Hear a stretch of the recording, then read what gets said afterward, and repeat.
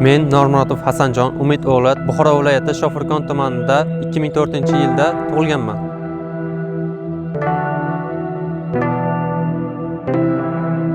Hozirgi kunda Toshkent davlat transport universiteti qurilish muhandisligi fakulteti yo'l muhandisligi ko'priklar va tonnellar yo'nalishida 4-bosqichda tahsil olmoqdaman.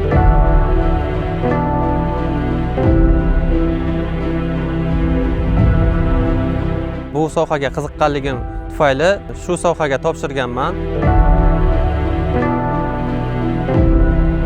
2025-2026 o'quv yilida Beruniy nomli davlat stipendiyasiga hujjatni topshirdim va bu stipendiyaga sazovor bo'ldim.